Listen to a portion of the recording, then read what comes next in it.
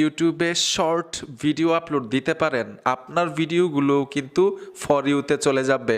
3টা 4টে 5টা ভিডিও দিয়ে ইউটিউব শর্ট থেকে আয় করতেছে, আপনি করতে পারবেন না কেন? কারণ আপনি সঠিক নিয়মে শর্ট ভিডিও আপলোডই দিতে পারেন না। আজকে আমরা শিখবো ইউটিউব শর্ট ভিডিওগুলো সঠিক নিয়মে কিভাবে আপলোড করতে হয়, ভিডিওগুলো কিভাবে ফর ইউতে নিতে হয়। আসেন মূল কাজে চলে যাই।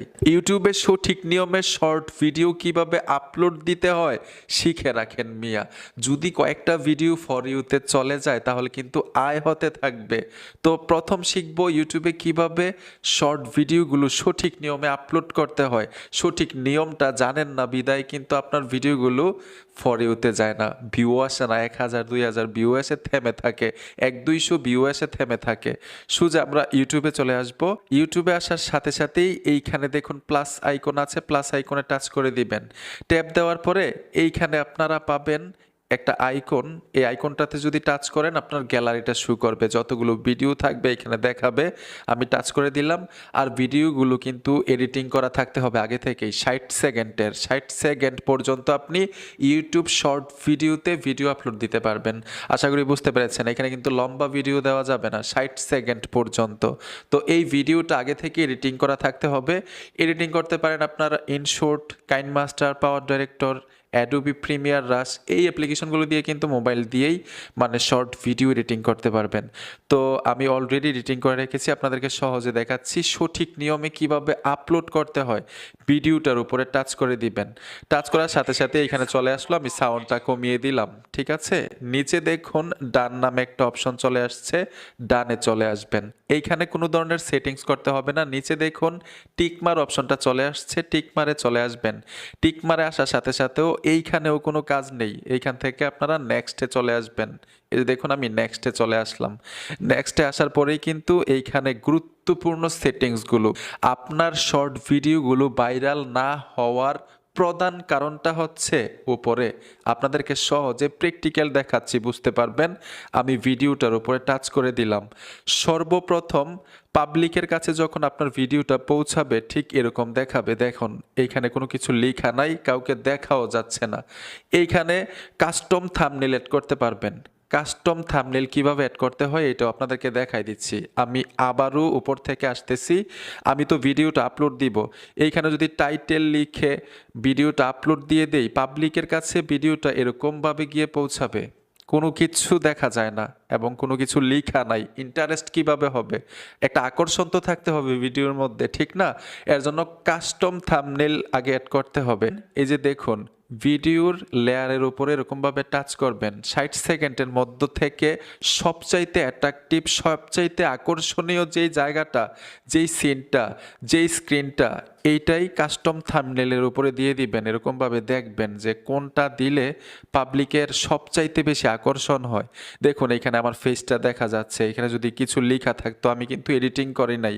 মানে আপনারা যখন শর্ট ভিডিও আপলোড দিবেন এডিটিং করে লিখে নেবেন, যেই মিউজিক অ্যাড করবেন অথবা যেই বিষয়ে আপনি আপলোড দিতেছেন সেই বিষয়টা স্ক্রিনের উপরে লেখা থাকবে, এরকমভাবে লেখাটা উপরে দিয়ে দিবেন কাস্টম থাম্বনেইলের মধ্যে। তখন কিন্তু আপনার ভিডিওটা ভাইরাল হওয়ার একটা চান্স থাকবে, কারণ পাবলিকের কাছে যখন একটা অ্যাট্রাকটিভ জিনিস পৌঁছায়, একটা আকর্ষণীয় জিনিস পৌঁছায়, পাবলিকে কিন্তু একটু ইন্টারেস্ট হয় দেখার জন্য, ঠিক না? এর জন্য কাস্টম থাম্বনেইল সবচাইতে গুরুত্বপূর্ণ ইউটিউব শর্ট ভিডিওর জন্য।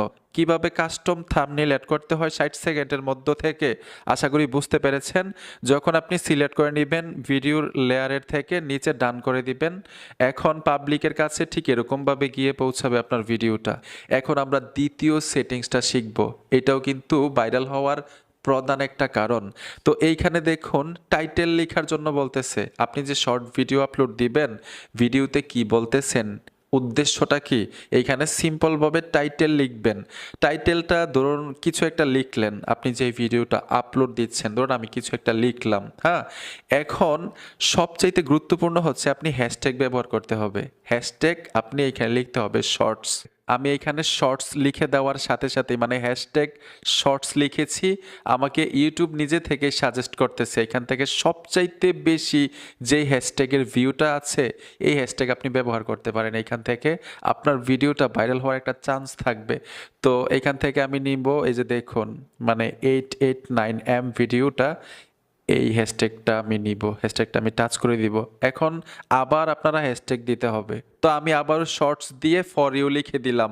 ইউটিউব শর্ট ভিডিওতে যেই ভিডিওগুলো ফর ইউতে আছে এইখানে ইউটিউব সাজেস্ট করবে এটা দেওয়ার জন্য। আমি যেই ভিডিও সবচাইতে বেশি ভিউ ফর ইউতে আছে ওই ভিডিওটা সিলেক্ট করে দিব। ধরুন এখান থেকে আমি এই ভিডিওর ফর ইউটা নিয়ে নিলাম। সম্পূর্ণ কাজ শেষ। ছোট্ট কিছু সেটিংস আছে, এইখানে দেখুন একটা অপশন আছে, এই অপশনটার উপরে ট্যাপ দিবেন। এটা দেখবেন আনলিস্ট অথবা প্রাইভেট করা কিনা, এখান থেকে অবশ্যই পাবলিক করে দিবেন।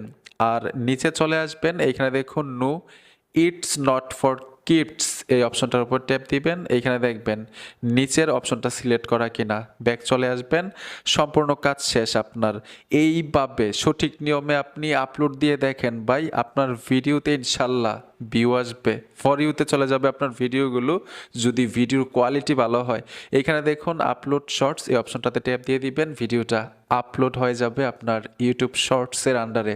বন্ধুরা আশা করি খুব সহজে বুঝতে পেরেছেন সঠিক নিয়মে কিভাবে ইউটিউব শর্ট ভিডিও আপলোড দিতে হয়। আর যেই আয়ের কথাটা বলছিলাম, ইউটিউব শর্ট ভিডিওগুলোতে কিন্তু ওয়াচ টাইম কাউন্ট হয় না, ভিউ কাউন্ট হয়। 10 মিলিয়ন ভিউ হলেই কিন্তু আপনাকে অ্যাপ্লাই করার সুযোগ দিবে ইউটিউবের পক্ষ থেকে।